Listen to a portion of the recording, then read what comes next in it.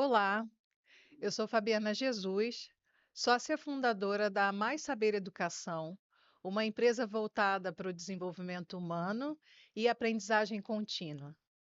Também tenho experiência em uma grande multinacional de tecnologia, 21 anos de experiência em recursos humanos, como business partner, como líder de diversidade, equidade e inclusão e como gerente da área de treinamento e desenvolvimento.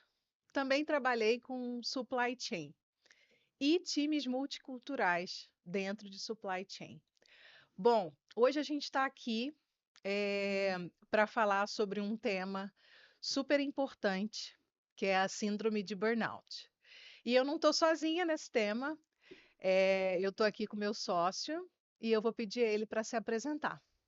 Maurício, bom dia. Bom dia, Fabiana. Ótimo a gente estar junto nessa empreitada, né? E, bom, para me apresentar, faço parte também do time da Mais Saber, junto com você, e a gente está construindo essa jornada em conjunto.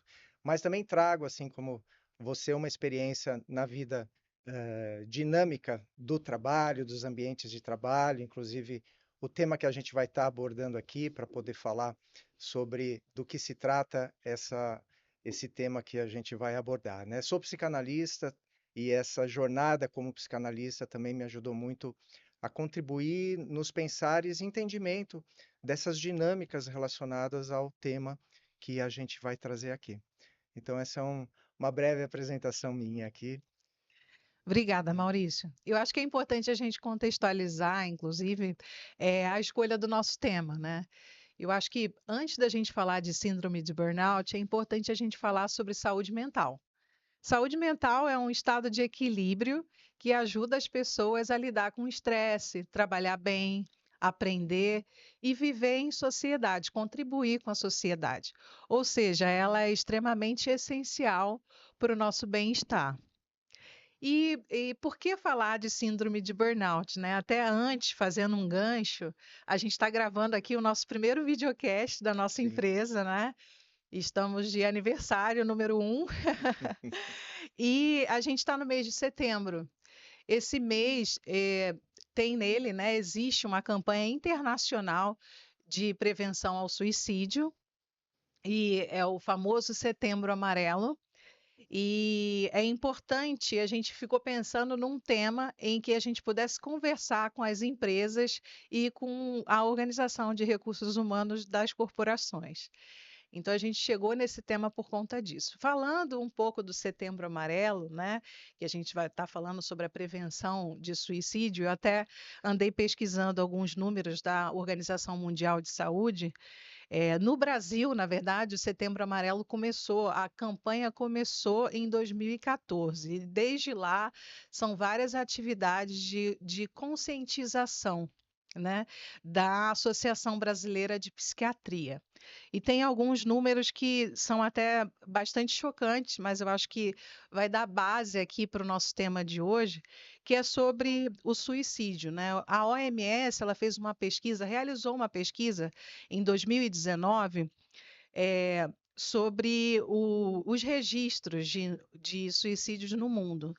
São mais de 700 mil suicídios no mundo, né, registrados, isso sem contar os episódios que são subnotificados. E no Brasil, os registros chegam aproximadamente a 14 mil por ano. Isso representa 38 pessoas se suicidando por dia. Né? É um tema extremamente sério, extremamente necessário, e essa campanha é uma campanha, inclusive, anti-estigma, né? A maior campanha anti-estigma do mundo. Então, por isso que a gente escolheu o mês atual, que a gente está gravando o nosso podcast, para falar, né, sobre um tema que esteja associado ao Setembro Amarelo. E pensando nas corporações, nas empresas, a gente chegou à síndrome de burnout, né? E é importante falar que nesses casos de suicídios que foram registrados, sabe-se praticamente que todos eles foram de pessoas que apresentavam algum transtorno, alguma doença mental não identificada ou não tratada corretamente. E aí, chegamos no nosso tema, né, da síndrome de burnout. É importante a gente falar que, pela OMS, não é considerado uma condição médica, mas é um fenômeno ocupacional, né? Esse Sim. nome em inglês, burnout, né, que é queimar por completo, está associado ao que ocorre à saúde psicológica do paciente, né? Porque o estresse o esgota ou a esgota por completo. E aí vem a minha primeira pergunta para você, para a gente fazer a nossa troca Sim, aqui, né, que é super importante.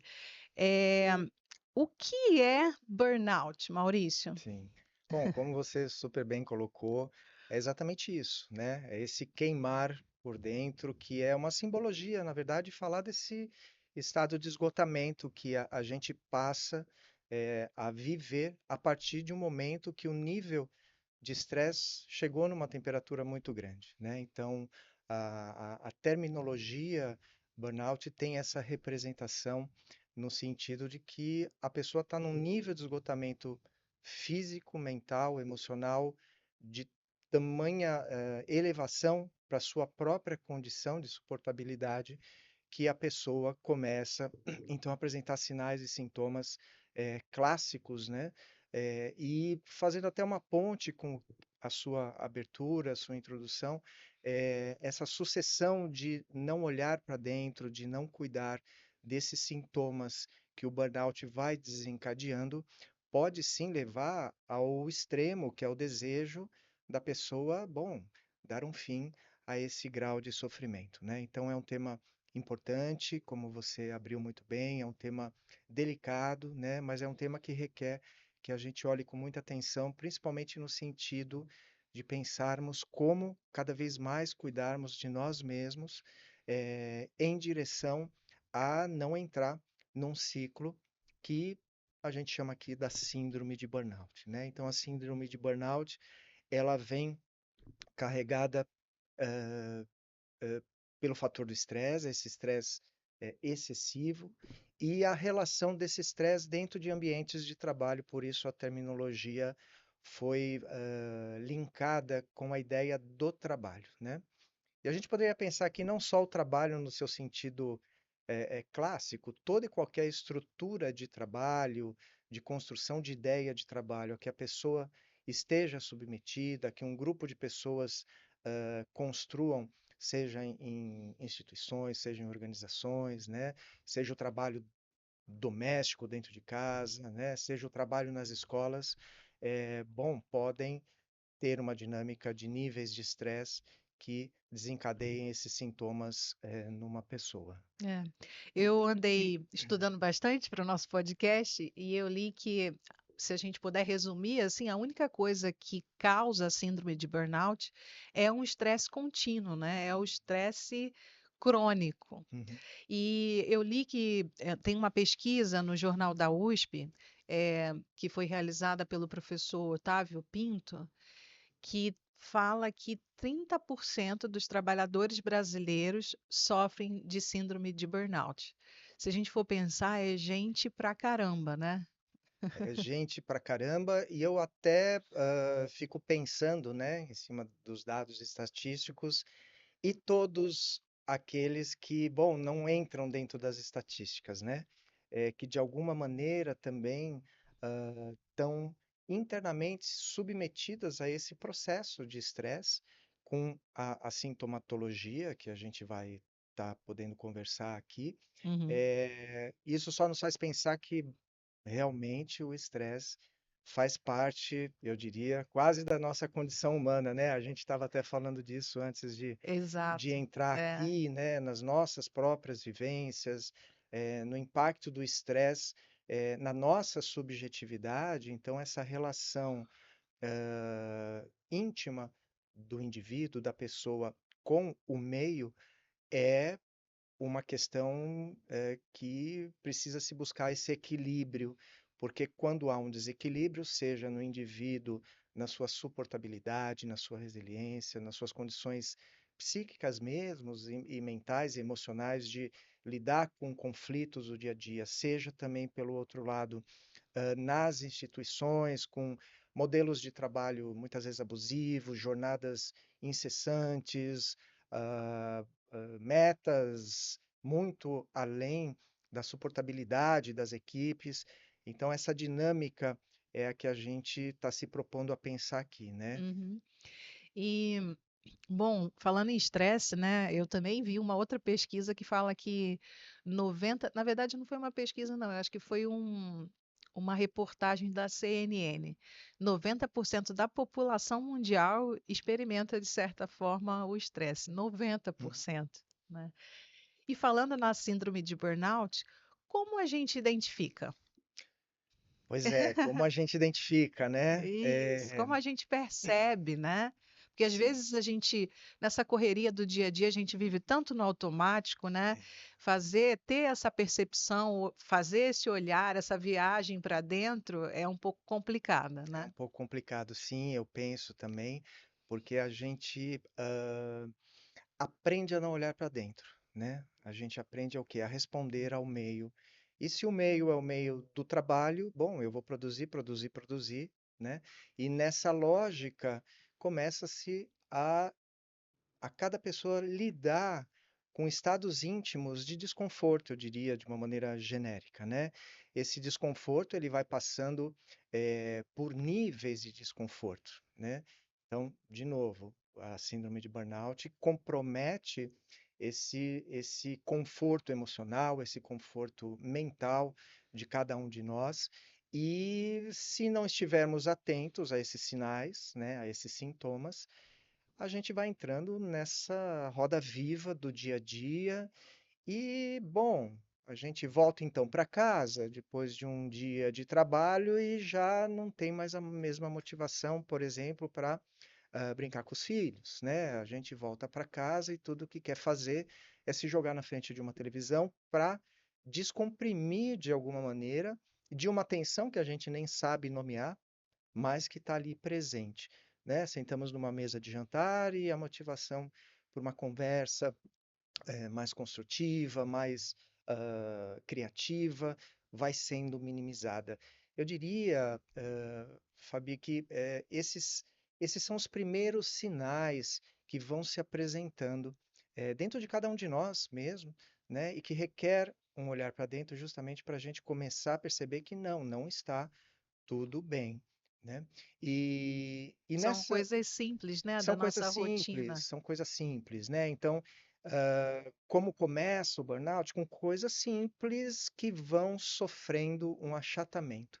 Eu diria um achatamento, no nível nosso de prazer de viver as próprias coisas simples do dia a dia, né? De ter um tempo livre, por exemplo, para o livre criar, para o livre brincar com os filhos de novo, ou para simplesmente fazer um passeio e ter prazer naquilo. Nossa mente começa a ser povoada nesses momentos justamente por esse sintoma, né, que a gente está trazendo aqui, que seria talvez o primeiro sinal, um estresse crônico que vai se acumulando, e isso vai gerando um dimensionamento dentro de cada um de nós, que vai ganhando uma escalada. Então, acho que é importante nessa ideia de apresentação dos sinais, dos sintomas, entender que há uma escalada no nosso nível de estresse. Que se nós não pararmos para cuidar, nós vamos estar no nosso próprio processo íntimo de reatividade àquilo, né? E essa reatividade, uma vez não cuidada, então, vai gerando um looping, né? Porque eu volto para o trabalho, então, no dia seguinte, né? E aí vem uma jornada maior, numa outra dinâmica qualquer. Olha, trabalhe com isso agora, mas aquilo não estava no meu escopo, mas eu também não tenho o poder de decisão, né?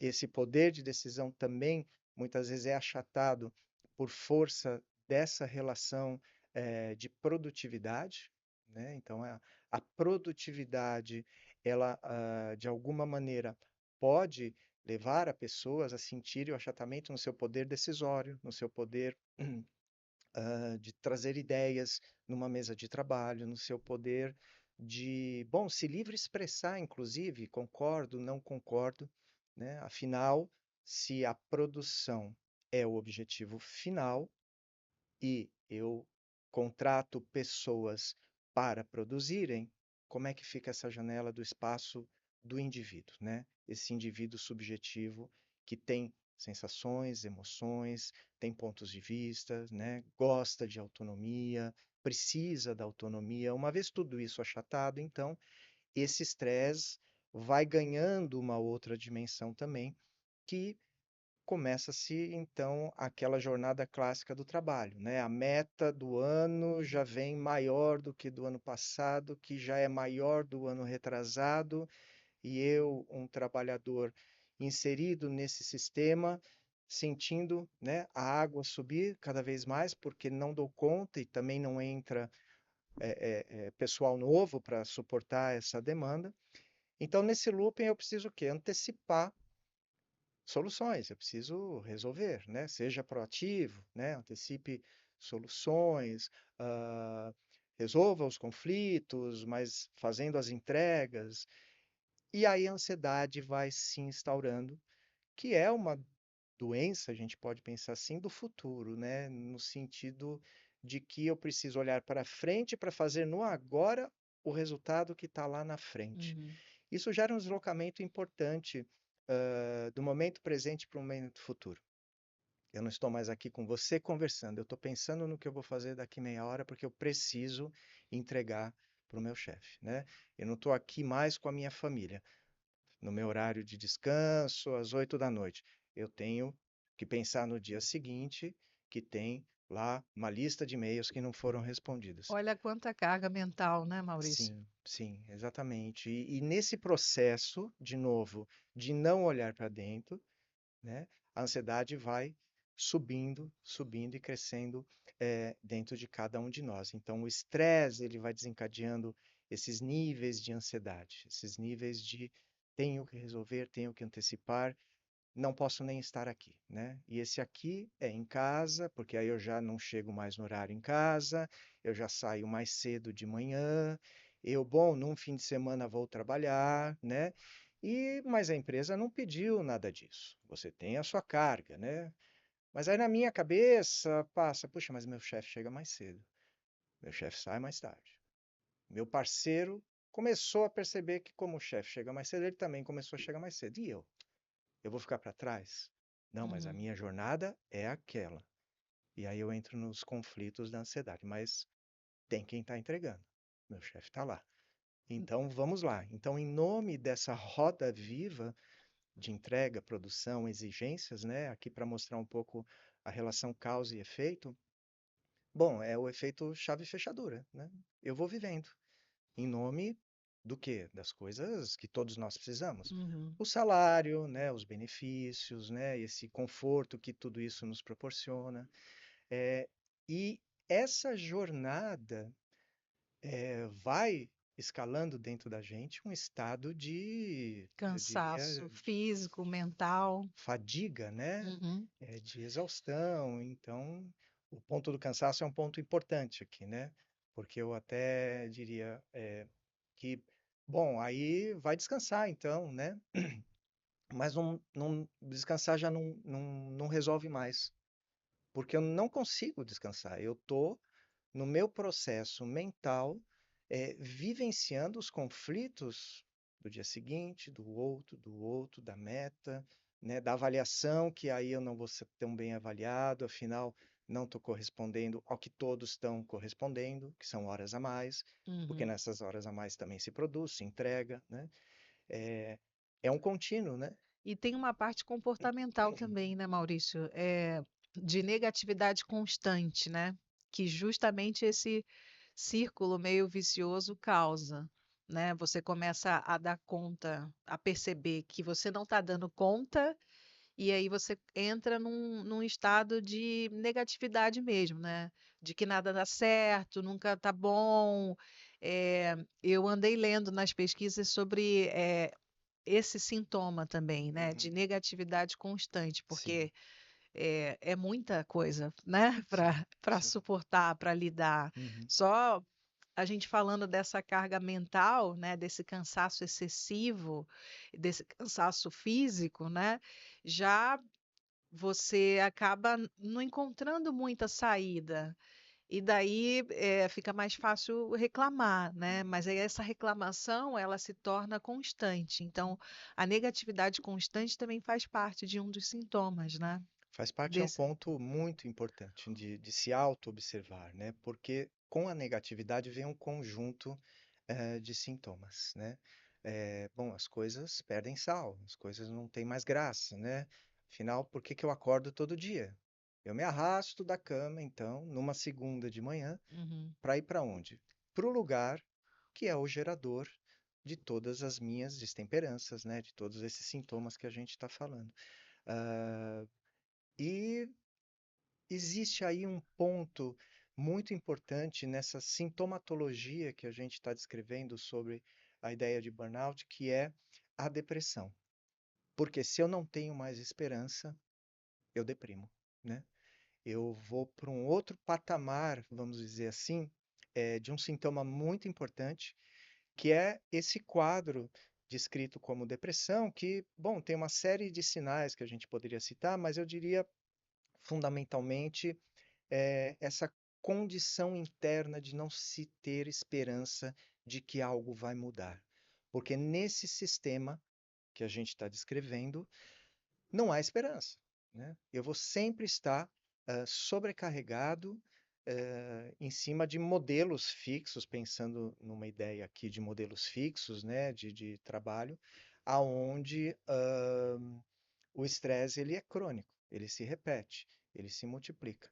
Então eu passo a não ter mais esperança. E nesse momento, algo muito grave já está instaurado dentro da gente, que é a perda da vontade, bom, de viver o meu dia. É a perda da vontade de encontrar aqueles antigos colegas de trabalho onde eu conseguia ainda dar um pouco de risada numa hora de almoço, né?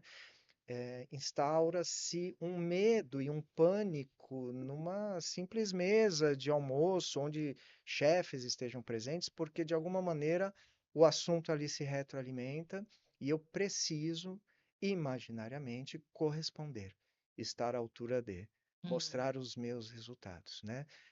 Então, isso instaurado dentro de cada um de nós, vai gerando esse estado de desesperança. E a desesperança, então, é o tema que eu diria até, fazendo uma ponte aqui para a nossa abertura, né, do Setembro Amarelo. Porque onde há desesperança não há mais desejo, né, da Uhum. vida, não há mais desejo, enfim, de seguir adiante. Então, a depressão é um estágio que eu diria assim, que uma vez instaurado, precisa de um foco, de uma atenção, de um olhar muito atento, né, nessa sintomatologia. Sim. E tem algum perfil que corre mais o risco de desenvolver burnout? Quem corre mais risco de desenvolver burnout? Uhum. Essa pergunta é complexa, né? Uma resposta simplista, mas eu traria a seguinte reflexão: todos somos únicos no nosso sistema interno.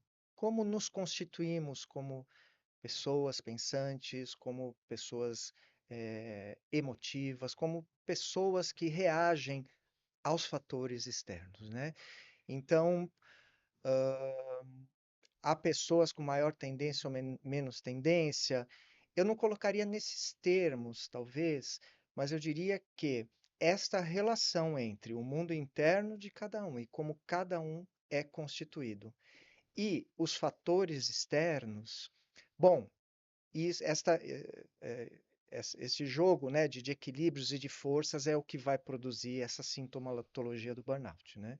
Então, pessoas, por exemplo, com uma constituição interna, né, de dizer não, né? Olha, não vou fazer, não dá, é muito, precisamos de mais gente. A pessoa que se posiciona e vai colocando também os seus limites, ela está exercendo algo muito importante no campo da subjetividade dela, que é posicionamento, né? Que é autonomia de que não está bom para mim, né? Bom, vamos pensar a respeito de outra maneira para resolver essa questão. Então, Uhum. talvez essas pessoas tenham uma capacidade um pouco maior de lidar com agentes estressantes, né? Com esses conflitos externos, né?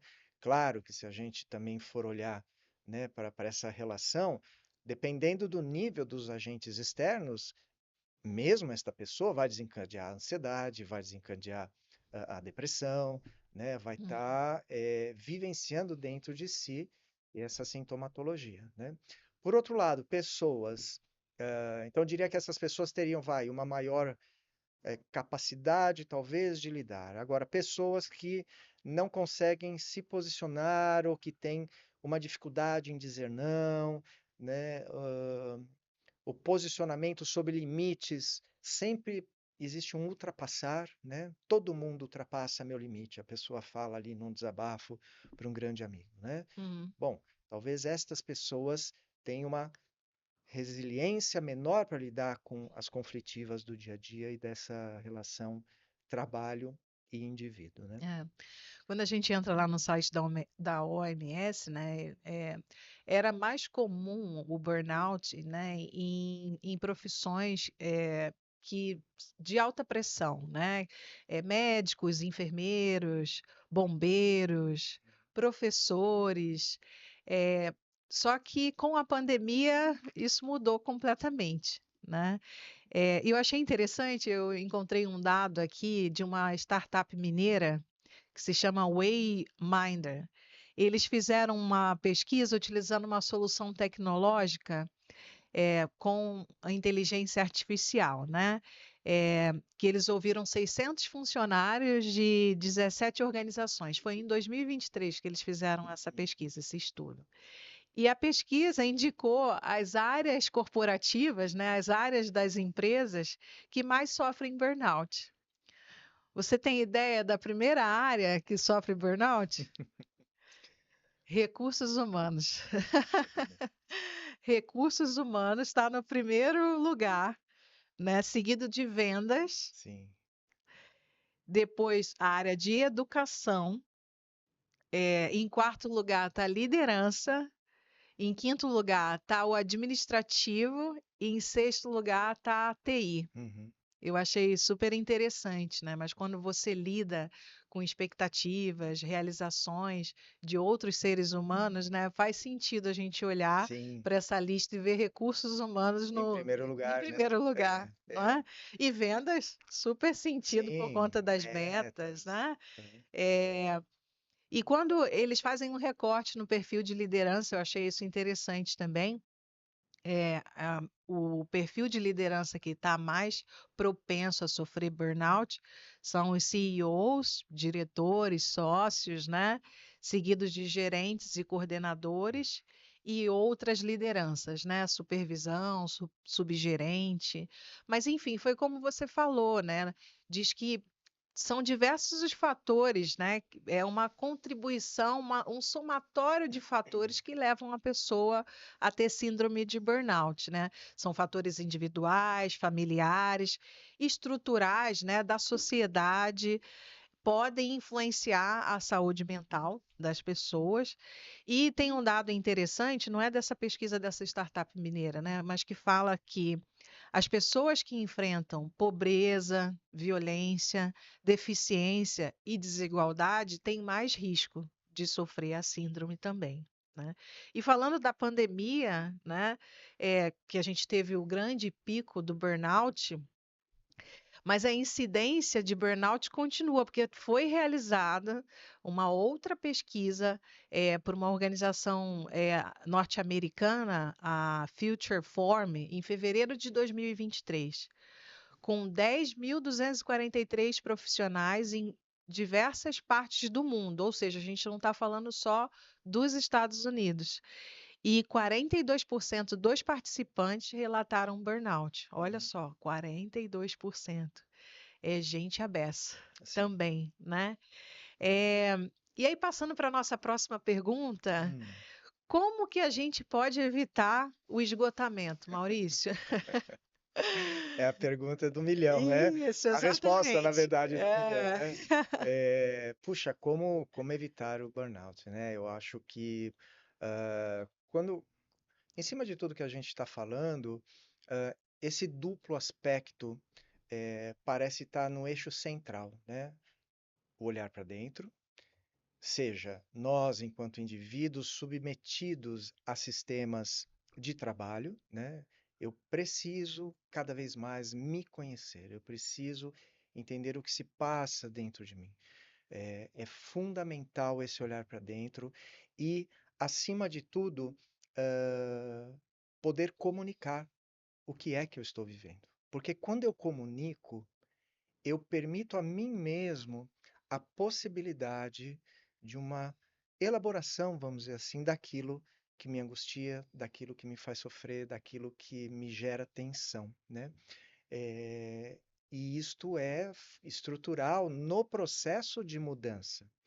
A partir do momento que eu me conheço, compreendo a minha sintomatologia, identifico do que se trata isto, eu tenho então a possibilidade de trabalhar algo dentro de mim, né? Então, nesse sentido, uma equipe multifatorial pode nos ajudar, enquanto indivíduos que sofremos a síndrome de burnout, a lidar com esses efeitos dentro da gente. A gente aí poderia abrir aqui uma ideia de rede de apoio, né? São os psicoterapeutas, né? Os psiquiatras, bom, redes de suporte às situações que a gente está vivendo. Então, o fator humano colaborativo, mas a partir do fato de que eu tenho um problema e preciso olhar para isso, é fundamental. Então, como evitar? De novo, né, aquela relação sempre prevenção versus medicina curativa, né? Medicina preventiva versus curativa. O, Estamos muito no campo da construção de um sistema de prevenção para evitar que problemas futuros aconteçam, mas ainda estamos na medicina curativa. Essa medicina curativa da psique, né, da saúde mental. Nossa saúde mental é adoecida por um sistema que tem uma forma de funcionar em nome de uma Uhum. produtividade. Então, esse é um ponto que eu traria o que fazer, né, enquanto indivíduo. E enquanto instituição, bom, existem muitos pesquisadores se dedicando a esta relação da funcionalidade mental e emocional do trabalhador, do colaborador dentro das empresas. Então, é o que você falou, as áreas de recursos humanos vivem o seu próprio burnout ao ter que pensar nisso e encontrar soluções que atendam esse lado tão delicado que é precisamos produzir mais, é o pensamento da empresa, né? E preciso ter qualidade de vida, que é o pensamento do trabalhador. E no meio disso, quem está? Recursos humanos, né? Tendo que É. equilibrar esses pratos e fazer malabarismos para atender os dois lados e, por sua vez, submetido ao processo dessa cadeia de estados íntimos, né? De É. pressão, cobrança, etc. E tal. Então, do lado das empresas, das instituições, um conjunto de fatores, né? O que fazer? Um conjunto de fatores no campo, principalmente, eu diria, bom, se debruçar de fato para um ponto essencial que é as empresas precisam do trabalhador, não podem ficar sem ele, porque senão Uhum. não há produtividade. Então, esse cuidar deste trabalhador, né? Políticas, eu diria então, de cuidar da saúde mental desse trabalhador, de cuidar da saúde emocional desse trabalhador, de cuidar da saúde física desse trabalhador. E aí uma série de coisas foram surgindo ao longo do tempo, desde ambientes com uma melhor funcionalidade para o trabalhador trabalhar melhor, né? Instalações e arquiteturas que proporcionam ambientes de trabalho mais agradáveis, Uhum. sistemas de horário flexíveis, né? O próprio home office que se tornou uma realidade, principalmente pelo alavancar da pandemia, como um espaço de respiro da empresa propriamente dita. Enfim, são fatores externos esses, mas os fatores de cuidar destas pessoas é fundamental, né? Bacana. Eu li um artigo da Harvard Business Review, que traz uma diferenciação. Eu achei muito bacana a forma que o autor é o Chris Bale. Hum, Ele fala sobre causas do estilo de vida e causas do trabalho. E causas do estilo de vida, ele dá 4 pontos, né, principais, 4 fatores. O primeiro deles, ele fala sobre o sono, né, que é extremamente importante a gente dormir, descansar mentalmente, fisicamente falando. E quando a gente fica sem dormir, né, ou descansar, isso pode, né, fazer com que a gente chegue aí a uma síndrome de burnout. O segundo fator é o trabalho, ou seja, a gente falou aqui, né, tá Uhum. falando sobre a carga de trabalho excessiva, né? O terceiro fator é o suporte à comunidade, o que eu achei super interessante, porque tanto na causa do estilo de vida quanto na causa trabalho, a comunidade está presente. Olha como é importante a gente ter uma rede de apoio, a gente poder falar, se abrir, né? E também contar com outras pessoas. E a falta dessa rede no ambiente corporativo, ela também pode desencadear na síndrome. E o quarto fator é o tempo, que você mesmo falou logo no início da nossa conversa, né? Não ter tempo livre para lazer, para família, para fazer o que a gente gosta, para um hobby, para uma atividade física. Então, ó, são 4 fatores: sono, trabalho, rede de apoio, suporte e tempo. Quando a gente vai para as causas de trabalho, né? No ambiente corporativo, ele lista já 6 fatores. O primeiro fator é o workload, que é a carga excessiva de trabalho, né? Quanto maior a alta quantidade de trabalho que a gente tem para lidar, mais a gente vai desenvolvendo um estresse. Se esse estresse é contínuo, a gente já aprendeu aqui no início que o estresse contínuo leva à síndrome de burnout. O segundo fator são os valores. Olha só que interessante, e por isso que essa viagem interna, esse olhar para dentro é importante, porque quanto mais o seu trabalho está desalinhado com seus valores de vida, você tem menos engajamento e você tem menos relevância no que você faz, né? Então é importante a gente ter essa percepção. O terceiro fator é a recompensa. Como é que anda a questão do reconhecimento, né? E aqui não é só o financeiro, é claro, a gente está falando também de salário, benefícios, de, né, ações, mas também tem o reconhecimento pelas suas contribuições, né? O quanto você está sendo percebido no ambiente de trabalho. O outro fator é o controle.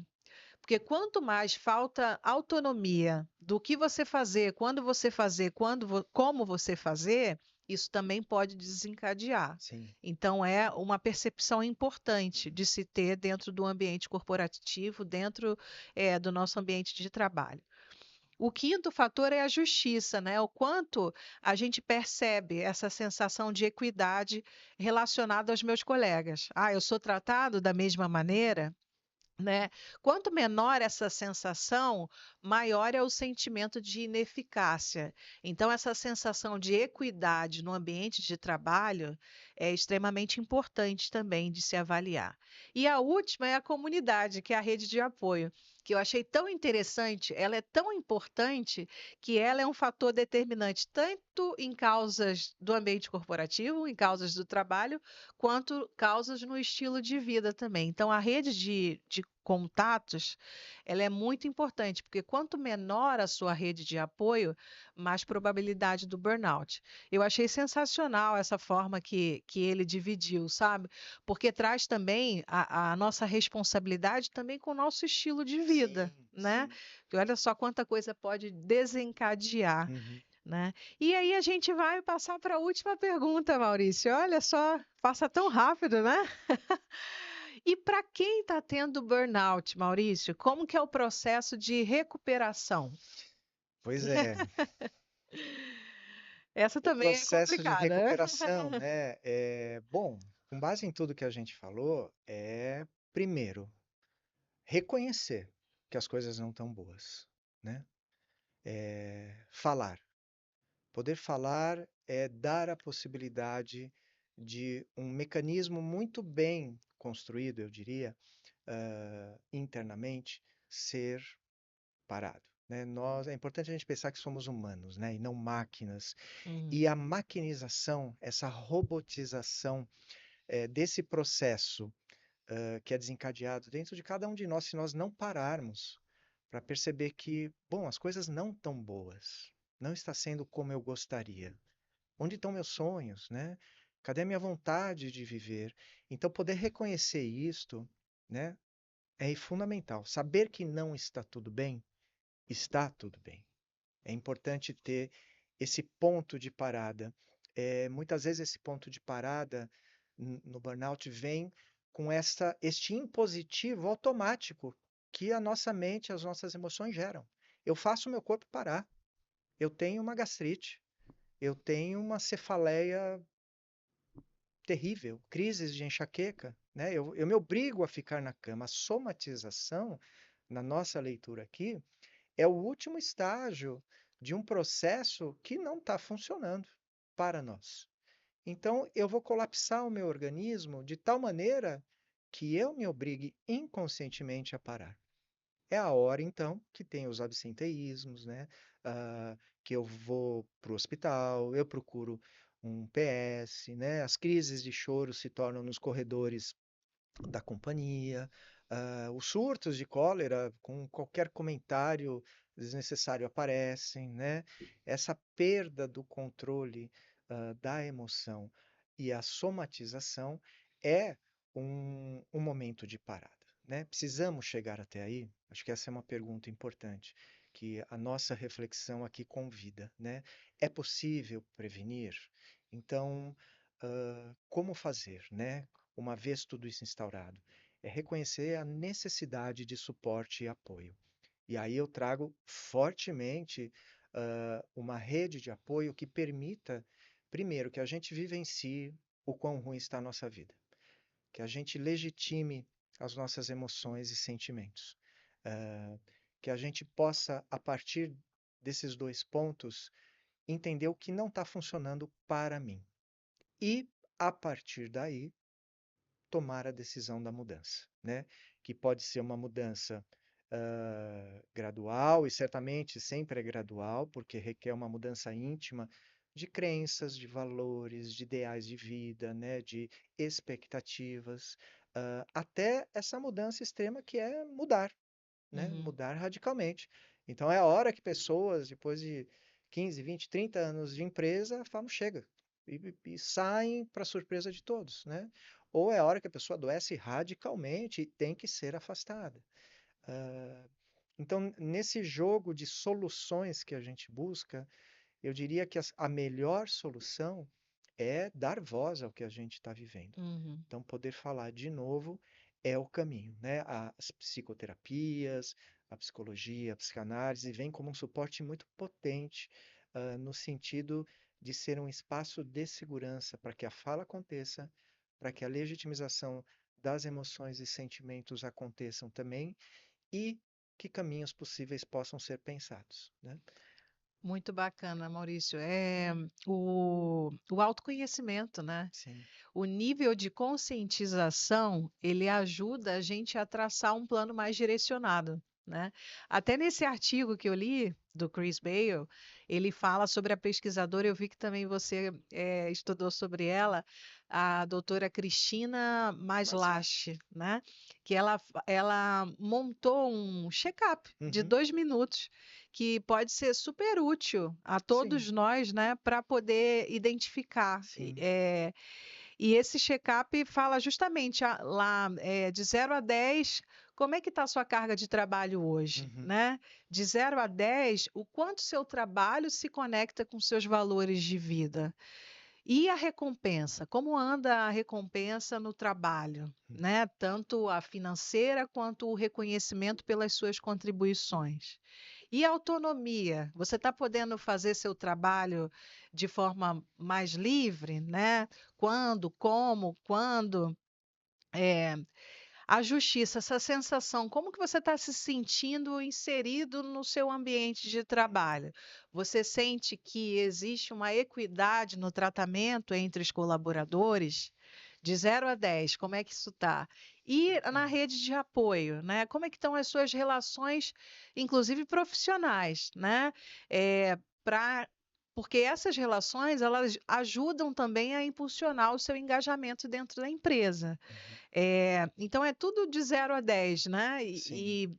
para a gente poder entender. É, por isso que é muito bacana e é tudo autoconhecimento e nível de conscientização, né? Porque se você faz um negócio desse e você coloca nota para cada um desses fatores, você vai entender, opa, esse aqui está perto do 10, né? Uhum. Deixa eu ver o que que eu vou fazer. Vou conversar com o meu gerente, né, o meu líder, né? Vou conversar com colegas de trabalho, porque a carga está muito alta, enfim.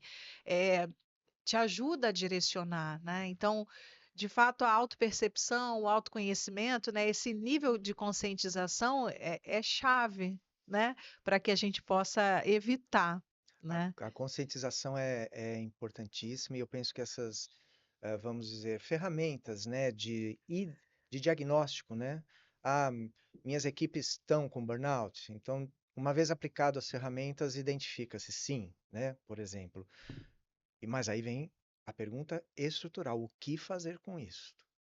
E eu penso, enquanto soluções, e acho que o futuro trará a amplitude de, na linha de soluções, ah, essa humanização, né?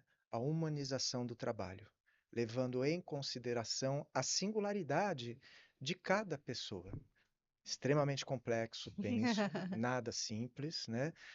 Mas um caminho a se pensar, né? Dentro dessa Uhum. proposta toda que a gente está discutindo aqui. Essa conversa ela trouxe reflexões muito importantes, né, Maurício? É, então eu quero, na verdade, te agradecer por esse bate-papo aqui entre amigos, o nosso primeiro podcast que seja de muitos, né? Sim. E também falar diretamente com quem está nos assistindo ou com quem está nos ouvindo somente, né?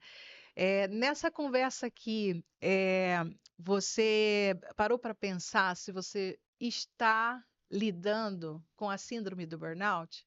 Ou se está prestes a gente espera muito que tenha sido proveitosa essa conversa, que esse conteúdo seja útil e a gente agradece muito a atenção de vocês. Então, até uma próxima. Muito obrigada. Tchau, tchau.